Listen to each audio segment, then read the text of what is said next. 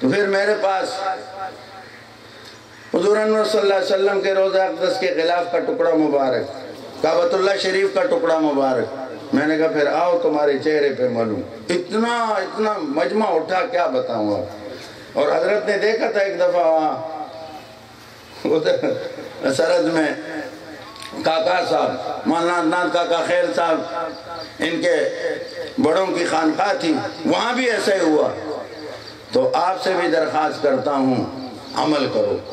آج عمل چھوڑ دیا، یہ تو سنت کا مرکز ہے، الحمدللہ نام بھی سنت، اتحاد اہل سنت، اہل سنت کا مرکز، سنت والا۔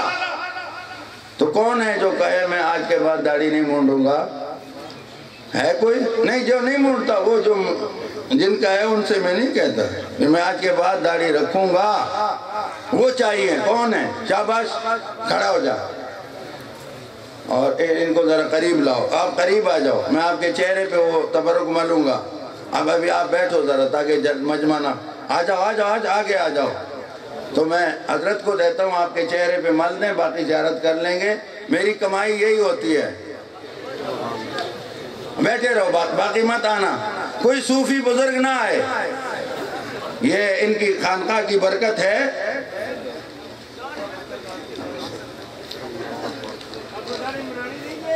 زیارت میں کروا دیتا ہوں آپ کو ان کی برکت سے۔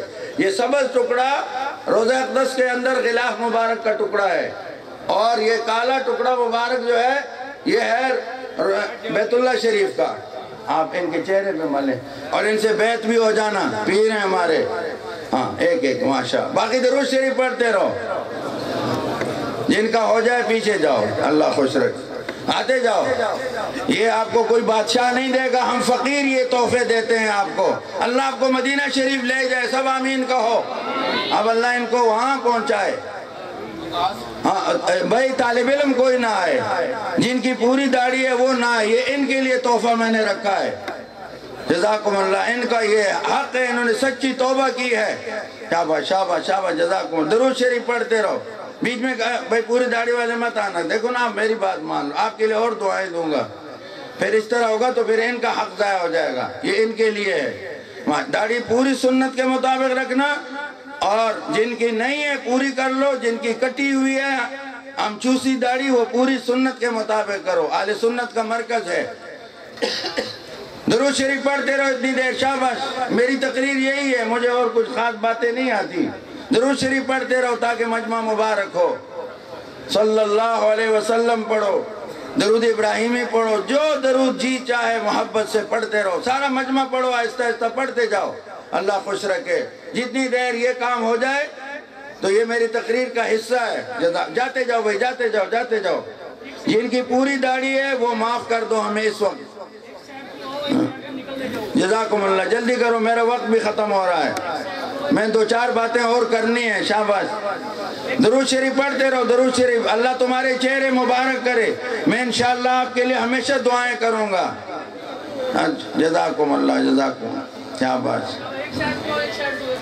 ایک ساتھ دے او بھائی، جن کی پوری داڑھی یا طالب علم وہ مت آنا، مہربانی کرو اس وقت، کیونکہ ہم مجمع کو قابو نہیں رکھ سکتے پھر۔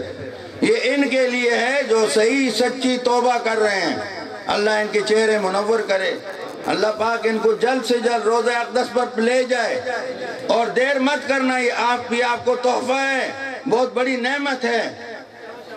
ہم سونے چاندی کے وہ نہیں ہے طالب، ہم ان چیزوں کے طالب ہیں جو اللہ نے آپ کو نعمت دی ہے۔ یہ اپنے چہرے پہ ملوا لو اور چہرہ حضور کی سنت سے روشن کر دو، شفاعت کے مستحق ہو جاؤ گے، اللہ دنیا آخرت دونوں سنوار دیں گے۔ دیر مت کرنا، جلدی کرو، شاباش۔ میرا وقت تو اس طرح پورا ہو جائے گا، یہاں وقت کی بڑی سخت پابندی ہے۔ جزاکم، باقی درود شریف پڑھتے رہو، سارا مجمع درود پاک پڑھتے رہو۔ یا رب صلی وسلم دائما ابدا علی حبیبک خیر الخلق کلہم هو الحبیب الذی ترجى شفاعته لکل حول من الاحوال مقتحم۔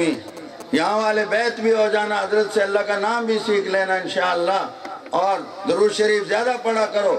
درود شریف کی بڑی برکات ہیں، درود شریف بہت مبارک نعمت ہے، یہ ذکر اللہ بھی ہے اور ذکر الرسول صلی اللہ علیہ وسلم بھی ہے۔ یہ ساری پریشانیاں اللہ تمہاری دور کر دیں گے۔ کسی پر قرض ہو، کوئی بیماری ہو، مقدمہ ہو، کوئی، ہمارے حضرت مولانا زکریا رحمت اللہ علیہ یہ نسخہ بتلایا کرتے تھے کہ 500 بار باوضو قبلہ رخ عشاء کے بعد درود شریف پڑھا کرو، ہر مقصد کے لیے اللہ پورا کریں گے انشاءاللہ۔ سنت پر عمل کرو، چہرے منور کرو، محمدی بنو، حضور کی غلامی رضاکاروں کو کر دیں، کوئی بات نہیں۔ ہاں جلدی کرو، جلدی جلدی، شاباش، درود شریف۔ اللہم صلی علی سیدنا مولانا محمد۔